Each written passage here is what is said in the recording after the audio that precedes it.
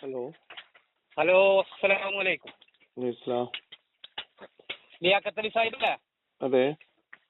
ഒരുപാട് കാലമായി ഞാൻ വിളിച്ചിട്ട്. മുമ്പൊരിക്കൽ വിളിച്ചിരുന്നു, ഓർമ്മയുണ്ടോ അറിയില്ല. പറയ്. പോട്ടെ. അല്ല, നിങ്ങൾ തിരക്കിലാണോ? അല്ല, പറഞ്ഞോളി. ഞാനേ ഇപ്പം എന്റെ പേരും ഞാൻ പറയുന്ന ജോലിയൊന്നും ഇതിൽ നിങ്ങൾ അഥവാ വിടുന്നുണ്ടെങ്കിൽ പറയരുത്.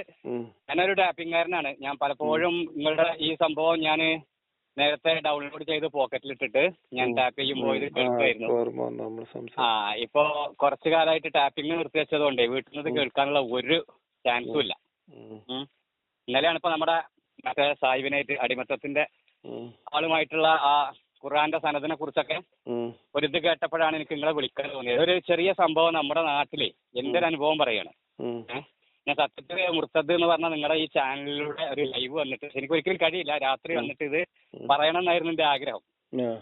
എന്തായാലും നിങ്ങളും ജബ്ബാർ മാഷും കൂടി കണ്ട് ഇതിന്റെ മറ്റേ ഏതാണ് ഈ അറിഞ്ഞു കിടക്കുന്ന കോമൺ സെൻസ് മൊത്തത്തിലാണ് തുറന്നു. അപ്പൊ ഞാനങ്ങനെ ചിന്തിക്കാൻ തുടങ്ങിയപ്പോൾ മൊത്തത്തിൽ ഞാൻ എന്തായി, നമ്മുടെ ഈ ഒരു ഏരിയയിൽ നിന്ന് പൊതുവെ ഒറ്റപ്പെടാൻ തുടങ്ങി. ആത്മാർത്ഥ സുഹൃത്തുക്കളോട് പോലും ഇതിനെ കുറിച്ച് പറഞ്ഞപ്പോൾ അവര് ഞാനുമായിട്ടുള്ള അവർക്കും വിശ്വാസമൊന്നുമില്ല. ഏത് നമ്മളീ പറയുന്ന അടിപൊളി വിശ്വാസം അവർക്കില്ലെങ്കിൽ പോലും പടച്ചവനെ കുറിച്ച് ഇങ്ങനെയൊക്കെ പറഞ്ഞപ്പം അവരും എന്നെ അങ്ങ് ഒഴിവാക്കി. സത്യത്തിൽ ഞാനവിടെ ഒറ്റപ്പെട്ടു. പക്ഷെ എന്നിട്ടും എന്താണെന്നറിയോ, നമുക്കിത് ഈ പൂർണ്ണമായ ബോധ്യം എന്ന് പറഞ്ഞാൽ ഒരു 70% ഇത് കള്ളമാണ് എന്നുള്ള ബോധ്യം. 30% ഇപ്പോഴും ഒരു കൺഫ്യൂഷനിലാണെങ്കിലും നമുക്ക് ഈ 70% കൂടെ നിൽക്കാനേ കഴിയുള്ളൂ. അങ്ങനെ അതിൽ നിന്ന് ഓരോ കാര്യങ്ങളും നമ്മൾ വിട്ടു നിൽക്കാൻ തുടങ്ങി. ഈ പള്ളിയിൽ നിന്ന് നമ്മൾ മൂല്യന്മാർക്ക് 2 മാസം കൂടുമ്പോൾ ഒരു ചെലവ് കൊടുക്കും. ഏത് മൂല്യന്മാർക്ക് മൊത്തത്തിലുള്ള അത് എല്ലാ ദിവസവും രാവിലെയും വൈകിട്ടും ഉച്ചക്കുള്ള ചെലവ് കൊടുക്കും. അപ്പോൾ അതിന്റെ ഒരു മുക്രിയാണ് ഇത് കൊണ്ടുവരാൻ വരിക. രാവിലെ നമ്മൾ കൊണ്ടുപോയി കൊടുക്കണം, ഉച്ചക്ക് മുക്രി വരും. നല്ല മനുഷ്യനാണ് അയാൾ. ഞാൻ വെള്ളിയാഴ്ച മാത്രം പള്ളി പോയാലും അയാൾ എന്നെ കണ്ടാൽ ചിരിക്കും, സംസാരിക്കുകയൊക്കെ ചെയ്യും. അപ്പൊ ഇയാളോട് ഞാൻ നിരവധിയായിട്ട് ഈ സംശയങ്ങളൊക്കെ ഇങ്ങനെ ചോദിക്കും. നമ്മുടെ വീട്ടിലേക്ക് ഈ ഭക്ഷണം എടുക്കുന്ന സമയത്ത് ഇയാളോട് ഇങ്ങനെ പറയാം. അപ്പൊ ഇയാൾ 1-2 ആൾക്കാരുടെ പേരൊക്കെ തന്നു. ഞാൻ അവരെയൊക്കെ വിളിച്ചിട്ടും അവരും തന്നെ അവസാനം വെച്ചിട്ട് അവര് പറയുന്നത് പിന്നെ നിന്റെ വിശ്വാസം ശരിയല്ല, ഈ കസർക്കള്ള വിഷയത്തുമ്പോ തൊട്ടിട്ടാണ് നമ്മൾ ആകെ പിടുത്തം വിട്ട് നിൽക്കുന്നത്. അവർക്ക് വിശദീകരിക്കാൻ കഴിയണില്ല. അങ്ങനെ ഈ ഉസ്താദ് പറഞ്ഞു, നമ്മുടെ ഇവിടെ ഒരു പുതിയ ഒരു ക്ലാസ് തുടങ്ങുന്നുണ്ട്, 6 ദിവസത്തെ കോഴ്സ്, സമസ്തന്റെ ആണ്. അതിന് സർട്ടിഫിക്കറ്റും കാര്യങ്ങളൊക്കെ നമുക്ക് തരും. എന്താ തഹ്സീനുൽ ഖിറാഅത്ത് അങ്ങനെ എന്തോ ആണ് പേര് പറഞ്ഞത്. ഞാൻ അപ്പം അദ്ദേഹം പറഞ്ഞത് ക്ഷണിക്കാൻ വേണ്ടി ഓരോ വീട്ടിൽ നിന്നും ആൾക്കാരെ ക്ഷണിക്കാൻ വേണ്ടി ഇവരെ 30 ആള് പിന്നെ പൂർത്തിയായാൽ ഒരു കോഴ്സ് തുടങ്ങും. അതായത് പെണ്ണുങ്ങൾക്കും ഉണ്ട് ആണുങ്ങൾക്കും ഉണ്ട് എന്നൊക്കെ പറഞ്ഞു. അപ്പൊ ഇദ്ദേഹത്തിന്റെ സദർമാലിന്യം കൂടി നമ്മുടെ വീട്ടിൽ വന്നപ്പോൾ ഇത് കണ്ടിട്ട് ഞാൻ ടെറസിന്റെ മുകളിൽ നിന്ന് ഞാൻ എഴുന്നേറ്റ് അടുക്കളയിലൂടെ പുറത്തേക്ക് പോയി. കാരണം എനിക്ക് താല്പര്യമല്ല കണ്ടിട്ട്. അങ്ങനെ ഇദ്ദേഹം പോയിട്ട് അവിടുന്ന് ഭാര്യയെ ചേർത്തിട്ടുണ്ട്. എന്നിട്ട് രാത്രി ഇദ്ദേഹം വിളിച്ചു. ഞാൻ ഇങ്ങനെ വന്നിരുന്നു വീട്ടിൽ. ഞാൻ പറഞ്ഞു, ശരി അറിഞ്ഞു, ഞാൻ വൈഫ് പറഞ്ഞു എനിക്ക് സമയം കിട്ടില്ല, രാത്രിയല്ലേ നിങ്ങൾക്ക്. ഇപ്പോഴേ എന്താ കുഴപ്പമൊന്നുമില്ലല്ലോ, നിങ്ങൾക്ക് എന്ത് സംശയം ഉണ്ടെങ്കിലും അവിടെ ചോദിക്കാനാണ്. അപ്പൊ ഞാൻ ഉസ്താദെ അവിടെ സംശയം ഉണ്ടെങ്കിൽ ചോദിക്കാൻ പറ്റുമെന്ന് ചോദിച്ചു. തീർച്ചയായിട്ടും ചോദിക്കാം, നിങ്ങളൊക്കെ വെറും നിസ്സാരമായ സംശയങ്ങളാണ്, അതൊക്കെ അവിടുന്ന് ക്ലിയർ ആക്കി തരുന്നതാണ്. അപ്പൊ ഞാൻ പറഞ്ഞ നാട്ടുകാരുടെ മുമ്പിൽ വെച്ച് ഞാൻ ഈ സംശയം ചോദിച്ചു കഴിഞ്ഞാൽ എന്തെങ്കിലും പ്രശ്നം ഉണ്ടാവുമോ? എങ്കിലും ഒരു കാര്യം ചെയ്യും, പിന്നെ അയാളെ നമ്പർ തരാം, നമ്പർ തന്നിട്ട് പിന്നെ ഈ ക്ലാസ് ഈ മാന്യമായിട്ട് കേട്ടിട്ട് നമ്പർ തന്നിട്ട് ഈ വീട്ടിൽ വിളിച്ചാൽ മതി. അപ്പൊ ഓക്കെ, ആ കണ്ടീഷനിലാണെങ്കിൽ ഞാൻ വരും, ഞാൻ സംശയം ചോദിക്കുന്ന കാര്യത്തിന് മാത്രമാണ് ഞാൻ വരുന്നതെന്ന് പറഞ്ഞു. അങ്ങനെ ഈ ക്ലാസ്സിന് പോയി. അവിടുത്തെ പിന്നെ എല്ലാ പ്രധാനപ്പെട്ട നേതാക്കന്മാരും നല്ലൊരു ഉദ്ഘാടനം. എന്റെ പ്രിയപ്പെട്ട ജ്യേഷ്ഠൻ, ഞാൻ എന്തുകൊണ്ടെന്നറിയോ വോയിസ് എന്റെ പേരും ഇതൊന്നും ഞാൻ പറയാത്തത്, എന്റെ ജ്യേഷ്ഠൻ ഉന്നതമായ സമസ്തയിലെ ഒരു പണ്ഡിതനാണ്. അപ്പൊ അദ്ദേഹമാണ് ഇത് ഉദ്ഘാടനം ചെയ്യുന്നത്. അങ്ങനെ ഇതെല്ലാം കഴിഞ്ഞ പരിപാടി എന്താണെന്ന് അറിയാം. പരിപാടി സത്യം പറഞ്ഞാൽ വിശ്വാസികളെ സംബന്ധിച്ചിടത്തോളം നല്ലൊരു കാര്യമായിട്ട്, അതായത് ഖുർആന് എങ്ങനെ ഓതണം ഇത് പഠിപ്പിക്കാനാണ്, അല്ലാതെ മറ്റൊന്നല്ല വിഷയം. ഖുർആന് അതിന്റെ തജ്വീദ് അനുസരിച്ച് എങ്ങനെ ഓതണം എന്നുള്ളത്. എനിക്കൊക്കെ നല്ല സംശയം ഉണ്ടായിരുന്നു. നമുക്കൊക്കെ ഉണ്ടായിരുന്നു ഈ അൽഹംദുലില്ലാഹി റബ്ബിൽ ആലമീന എന്നാണ് ഖുർആനിൽ ഉണ്ടാവുക. പക്ഷെ നമ്മൾ ആലമീൻ ഇതൊക്കെ എന്തുകൊണ്ട് സംഭവിക്കുന്നു എന്നുള്ളത് അതിനൊക്കെയുള്ള കൃത്യമായ ഒരു ഉത്തരം തന്ന് ഫാത്തിഹയിൽ നിന്ന് തുടങ്ങിയാണ്. ഞാൻ ഇന്നിപ്പോ നിങ്ങൾ വിളിക്കാനുള്ള കാരണം ഞാൻ പറഞ്ഞുതരാം. ഫാത്തിഹയിൽ നിന്ന് കംപ്ലീറ്റ് തുടങ്ങിയ ഫാത്തിഹയിൽ എവിടെയൊക്കെ നിർത്തണമെന്നും എന്തൊക്കെ ചെയ്യണമെന്നും ഭയങ്കര ഗുരുതരമായ തെറ്റുകൾ നമുക്ക് സംഭവിക്കുന്നുണ്ട് എന്നുള്ള കാര്യങ്ങളൊക്കെ ഇയാൾ പറഞ്ഞ് ഇനി ഫാത്തിഹയെ കുറിച്ചുള്ള എന്തെങ്കിലും സംശയങ്ങൾക്ക് ഉണ്ടോ എന്ന് ചോദിച്ചു. അപ്പൊ ഞാൻ ഇയാളോട് പറഞ്ഞു, എനിക്ക് ഈ ഖിറാഅത്ത് നിങ്ങൾ പറഞ്ഞ പാരായണം വളരെ ഇഷ്ടപ്പെട്ടു, നമ്മൾ 5ാം ക്ലാസ് വരെ പിടിച്ച് നിർത്തിയതാണ്, അന്നത്തെ തജ്വീദ് നമുക്ക് അറിയോട് മനസ്സിലായി. പക്ഷെ എനിക്ക് ചോദിക്കാനുള്ള ഇതല്ല, ഈ ഫാത്തിഹ ആദ്യം മുതൽ അവസാനം വരെ ഓതിയാൽ ഇത് നമ്മൾ പടച്ചവനോട് പറയണതാണോ പടച്ചവൻ നമ്മളോട് പറയണതാണോ എന്ന് ചോദിച്ചു. അപ്പോ അദ്ദേഹം പറഞ്ഞു, അത് പിന്നെ ശരിയാണ്, അർത്ഥം നോക്കുകയാണെങ്കിൽ നമ്മൾ പടച്ചവനോട് പറയണം, പക്ഷെ അത് പടച്ചോൻ പറഞ്ഞിട്ടാണ് നമ്മൾ ചെയ്യുന്നത്. അപ്പൊ ഞാൻ പറഞ്ഞു ഇതുപോലെ എല്ലാത്തിലും കുൽ. ഇപ്പൊ നിങ്ങൾ ഇന്നലെ പറഞ്ഞ അതേ പോയിന്റ് തന്നെ ഇന്നിപ്പോ നിങ്ങളൊരു ഒരു വോയിസിലൂടെ ഒരുത്തനോട് സംസാരിച്ചില്ലേ, അതേ വോയിസ് അതിനകത്തൊക്കെ കുൽ എന്ന് പറയുന്നുണ്ട്. അപ്പൊ നമുക്ക് എന്തും പറയാം. കുൽ നബിയെ നിങ്ങൾ പറയുക പറഞ്ഞിട്ട് എന്തും പറയാം. ഇതിനങ്ങനെ എവിടെയും ഇതിനൊരു ആമുഖമില്ല. അങ്ങനെ ഒരു ആമുഖം ഇല്ലാതെയാണ് ഇത് വരുന്നത്. അങ്ങനെയാണെങ്കിൽ ഇത് എങ്ങനെ ഒന്നാമത്തെ സൂറത്തായി, അതല്ലെങ്കിൽ ഇത് എങ്ങനെയാണ് ഖുർആനിൽ ഇടം പിടിക്കുന്നത്? അപ്പൊ ഇത് ഞാൻ ചോദിച്ച ഉസ്താദ് അന്തം വിട്ടു. പക്ഷെ ആ ചുറ്റുള്ള കുറച്ച് വയസ്സന്മാരൊക്കെ എന്നെ ഒന്ന് തിരിഞ്ഞു നോക്കി. കാരണം ഞാൻ ആകെ വെള്ളിയാഴ്ച പള്ളിയിൽ കൊണ്ടൊരു മനുഷ്യനാ. അത് ഞാൻ ഈ ക്ലാസ്സിന് വന്നതേ അവർക്ക് ഇഷ്ടപ്പെട്ടിട്ടില്ല.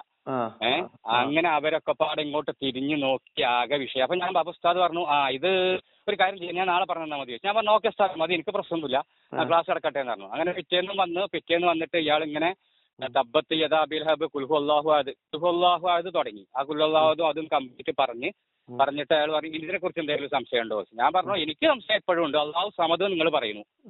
സമദ് എന്ന് പറഞ്ഞതിന് ശേഷം പിന്നെ നിങ്ങൾ കംപ്ലീറ്റ് അള്ളാഹ്ക്ക് ഒരാളുടെ സഹായം ഒന്നും വേണ്ടെന്ന് പറയും. ഈ പറഞ്ഞ ഈ വാചകം പോലും ജിബ്രീൽ കൊണ്ടുവന്ന് നബിന്റെ വായിൽ കൂടെ പറയിച്ചതല്ലേ? അപ്പൊ നബിന്റെ 1,24,000 പ്രവാചകരുടെ സഹായം ഇതൊക്കെ ഞാൻ അങ്ങോട്ട് പറഞ്ഞു. എനിക്ക് തന്നെ അപ്പൊ ഒരു വല്ലാത്തൊരു പ്രഷർ കയറി. അപ്പൊ ഇയാൾ പറഞ്ഞു നിങ്ങൾ ചോദിക്കുന്ന സംശയമല്ല ഞാൻ ഉദ്ദേശിക്കുന്നത്.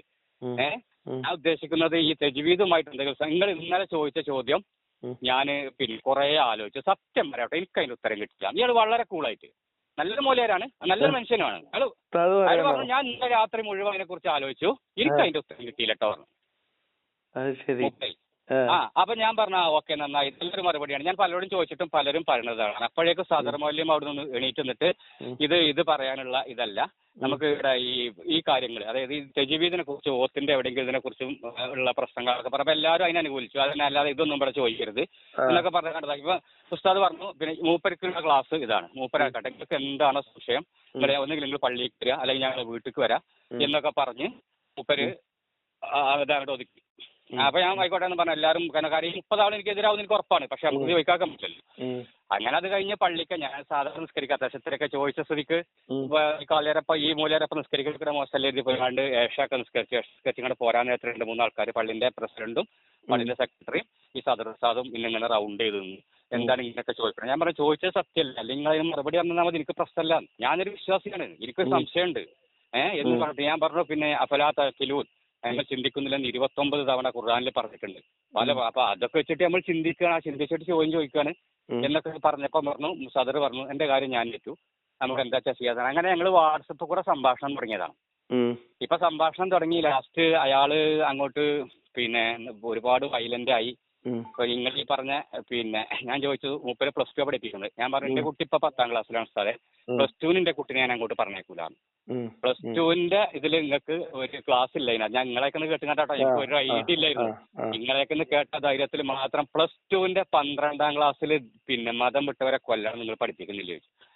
അപ്പോ ഉസ്താദ് പറഞ്ഞു ഉണ്ട് അത് പഠിപ്പിക്കുന്നുണ്ട്, പക്ഷെ അത് ഞങ്ങൾ പറയുന്നുണ്ടല്ലോ, അത് ഇവിടെ അല്ല നിങ്ങൾ പറയുന്നു എന്നല്ലാതെ ആ പുസ്തകത്തിൽ എവിടെയെങ്കിലും ഒരു വാചകം എഴുതി വെച്ചിട്ടുണ്ടോ ചോദിച്ചു.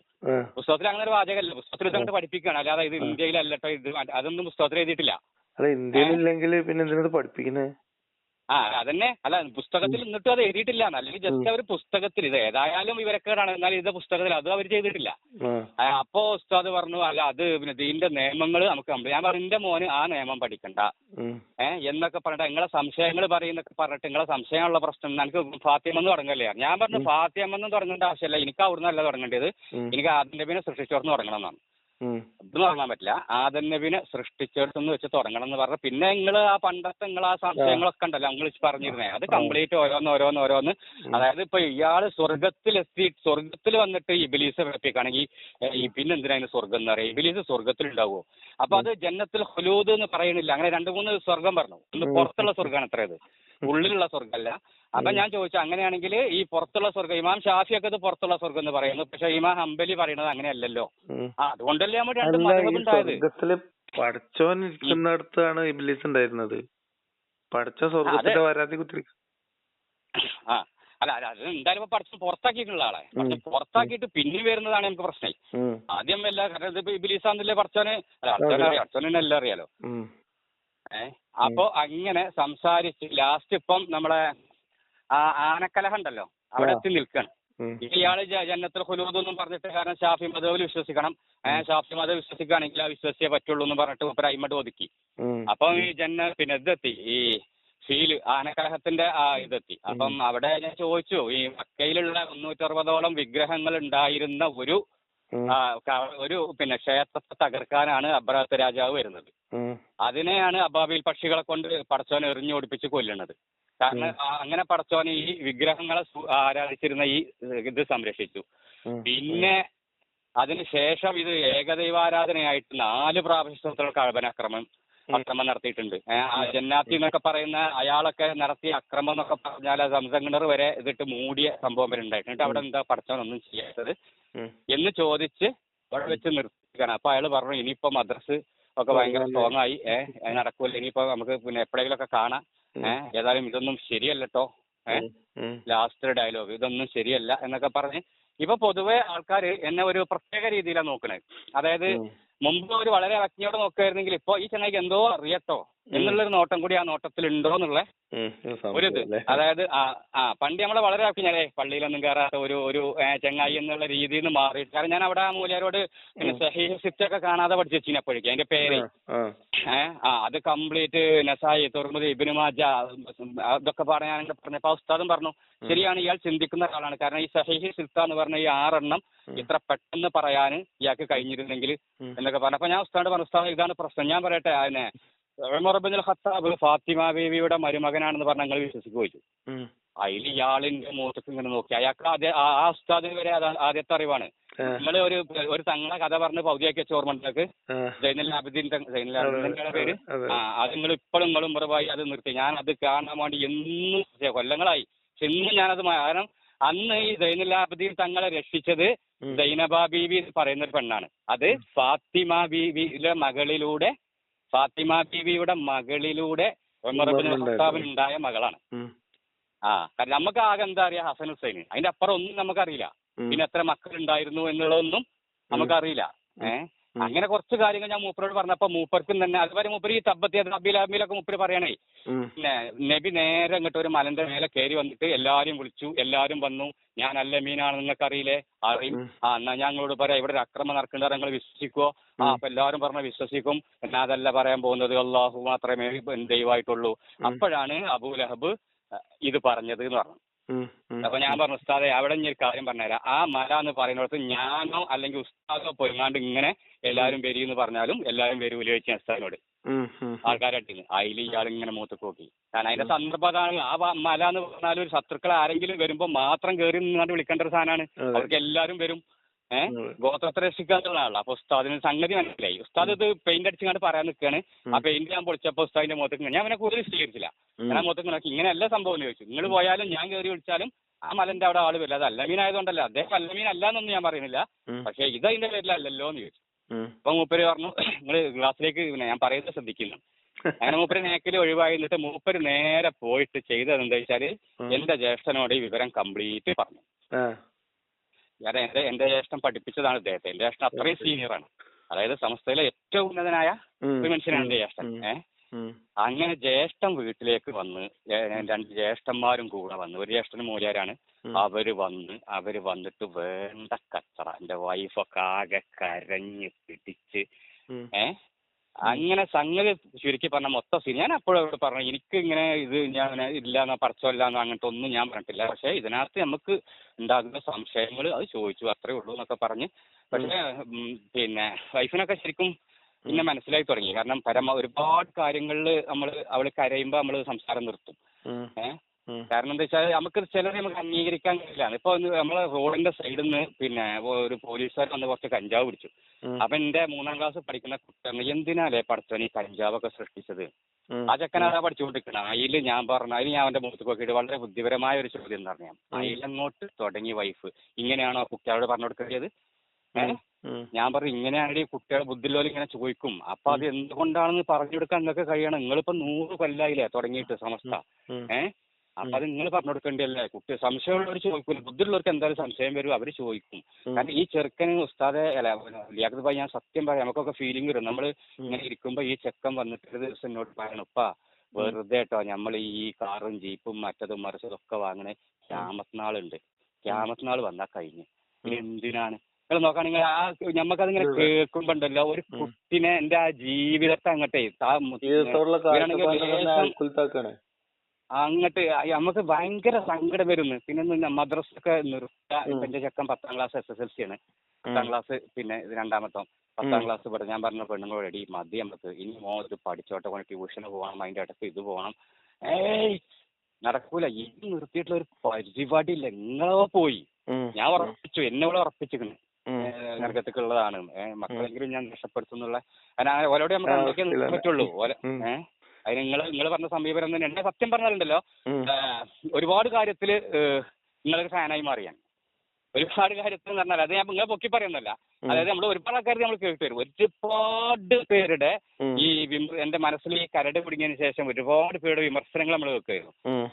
പക്ഷെ നമുക്ക് ഇപ്പൊ ജബ്ബാർ മാഷാണെങ്കിലും അതായത് സമൂഹത്തിന് കൊടുക്കുന്ന ഒരു ഇതുണ്ടല്ലോ മെസ്സേജ്, ആ മെസ്സേജിനാണ് പ്രാധാന്യം. ഇത് തെറ്റാണ് ഇത് പറയാൻ നമുക്ക് പല രീതികളും സ്വീകരിക്കാലോ. ഒരു മതം തെറ്റ് വേറെ ഒരുത്തുണ്ട് കോയാന്ന് പറഞ്ഞിട്ട് സ്വീകരിച്ചിട്ട് ആകെ അലമ്പാക്കുന്ന എന്തിനാ അതിന്റെയൊക്കെ ആവശ്യമെന്ന് കൃത്യമായി ഇപ്പൊ നിങ്ങളത് അതുകൊണ്ടാണ് വിശ്വാസികൾ പോലും നിങ്ങളത് കേൾക്കാൻ പറ്റില്ല. എന്തൊക്കെയാണെങ്കിലും ഇയാൾ വെറി മറ്റൊന്ന് വർഷം പറയാം കേട്ടിരിക്കാം. അത് ചിന്തിക്കുന്നുണ്ട്. അങ്ങനെയൊക്കെ വെറുതെ കേട്ടിരുന്നാണ് ഞാനേ ഈ മറ്റുള്ളവന്റെ ഈ കോയ പ്രയോഗം കേട്ടുകൊണ്ട് മടുത്തപ്പോ ഇത് ഒരു ശരിയില്ലല്ലോ എന്ന് പറഞ്ഞ് വേറെ ആരെങ്കിലും ഉണ്ട് നോക്കിങ്ങാണ്ട് അങ്ങനെയാണ് നമ്മൾ ഇതിലേക്ക് ഓരോ ഇതിലേക്ക് സത്യം പറഞ്ഞാൽ ഇമാം അക്ബറാണ് ഇതിന്റെ ആള്. സത്യം അത് പണ്ടൊരു ഉസ്താദ് പറഞ്ഞത് കറക്റ്റ് ആണ്. ആദ്യം മുജാഹിദിലേക്ക് പോകും, മുജാഹിദിൽ നിന്ന് നേരെ യുക്തിവാദത്തിലേക്കും പോകും പറഞ്ഞത് കറക്റ്റാണ്. കാരണം ഈ ഇമാം അക്ബറും ജബ്ബാർ മാഷി സംവാദമാണ്, അത് എന്നോ നടന്നൊരു സംവാദമാണ്, എന്നെ ഇതിലേക്ക് മാറ്റി തിരിച്ചത്. അപ്പൊ ഞാൻ അവിടെ ഞാൻ അക്ബറിന്റെ ഒപ്പമായിരുന്നു. മതി ഈ നിരീശ്വരവാദി ഇവൻ തോറ്റല്ലോ. പിന്നെയാണ് ഈ യക്ഷാവും ഗിരമാലി അതിന്റെ മേലിലെ വളരെപ്പെടുത്തങ്ങൾ വിശദീകരിച്ചു. നിങ്ങളെ ഈ ഉസ്താദ് റോസ്റ്റില്ലേ ആ മറ്റേതുണ്ടല്ലോ അതിനകത്ത് ആ പഴയ വീഡിയോസ് ഒക്കെ വരും. ഞാൻ കേട്ടത് തന്നെയാണെങ്കിൽ പോലും ആ പഴയ വീഡിയോസ് ഒക്കെ വീണ്ടും വീണ്ടും വരുമ്പോ നമുക്ക് ആരോടെങ്കിലും ഒന്ന് സംസാരിക്കണമെങ്കിൽ അതിലൊരു വല്ലാത്തൊരു എനർജി കിട്ടും. നമുക്ക് അതിന്റെ പോയിന്റുകൾ കിട്ടും. അതായത് എന്താ വെച്ചാൽ നമ്മൾ കൃത്യമായിട്ട് കാര്യങ്ങൾ സത്യമായിട്ട് പറയുന്നതുകൊണ്ടാണ്. അങ്ങനെയൊക്കെയുള്ള ഒരുപാട് പ്ലസ് പോയിന്റ്. പിന്നെ ഏറ്റവും എന്നെ ഹടാകർഷിച്ചതെന്ന് പറഞ്ഞാല് ഒരു സിനിമ കണ്ട ഫീൽ വന്നത് മറ്റേ കാക്കാന്റെ 5 ലക്ഷം വാങ്ങിയില്ലേ. അത് കിട്ടിയിട്ട് അതിന്റെ ഒരു തലേന്നാണ് നിങ്ങളെ ഞാൻ വിളിച്ചത്. അതിന്റെ തലേന്നേറ്റേ അന്ന് നിങ്ങൾക്ക് സംശയത്തോടെ നിങ്ങൾ ഫോൺ എടുത്ത് അന്ന് അതിന്റെ തലേന്ന് നിങ്ങൾ എവിടെയോ കിടന്നുറങ്ങുകയാണ്. അപ്പൊ നിങ്ങളെ വിളിച്ചപ്പോ സ്വാഭാവികമായിട്ടും അന്ന് നിങ്ങളെല്ലാം തെറ്റിദ്ധരിക്കും. കാരണം അന്നത്തെ നിങ്ങളെ അവസ്ഥ അങ്ങനെയാണല്ലോ. പക്ഷെ നിങ്ങളവിടെ ചെയ്ത ആ ബുദ്ധി ഉണ്ടല്ലോ, ആ വൈഫിനെയും കൊണ്ട് ആ ലൈവായിട്ട് പോയത് ഒന്നും ചെയ്യാൻ പറ്റില്ല. പിന്നെ ആർക്ക് ചെയ്താലും അവര് രക്ഷപ്പെടാൻ കഴിയില്ലല്ലോ. അതൊരു എന്താ പറയാ ഒരു സിനിമ ഫീലിംഗ് ആയിരുന്നു. അതോടുകൂടി പിന്നെ നമുക്ക് ഇതിൽ നമ്മൾ ഉറച്ചുണ്ട്. കാരണം ലേശം ഒരു പിന്നെ രക്തത്തിന് ഉറപ്പും കൂടി ഉണ്ടെന്ന് ബോധ്യപ്പെടുമ്പോഴേ അപ്പൊ നമുക്ക് അതിന്റെ പിന്നിൽ വെക്കാൻ ഒരു ആരുണ്ടാവും. ഏതായാലും മുർത്തത് സെന്റർ ഒക്കെ വരട്ടെ. എന്തെങ്കിലുമൊക്കെ ഒരു പക്ഷേ ഞാനും നിങ്ങളൊപ്പം കൂടി ഇരുന്നിട്ട് എന്റെ അനുഭവങ്ങളൊന്ന് പറയാനുള്ള ഒരു അവസരം കിട്ടണം എന്നൊരു ആഗ്രഹം എനിക്കുണ്ട്. ഓക്കെ, നിങ്ങൾ ഞായറാഴ്ച ആയിരിക്കുമല്ലേ ഇറങ്ങിയായിരിക്കും. ഇതൊന്ന് പറയാൻ വേണ്ടിട്ട് രാവിലെ ഇങ്ങനെ വരികയാണ്. അതെ അതെ, പിന്നെ മൊത്തത്തിൽ ഒരു ഫ്രീ ഉണ്ടാവുമല്ലോ അല്ലേ. ഓക്കെ, ഞാനത് പറയാൻ വേണ്ടി മാത്രം വിളിച്ചാ. Thank you. Okay, thank you.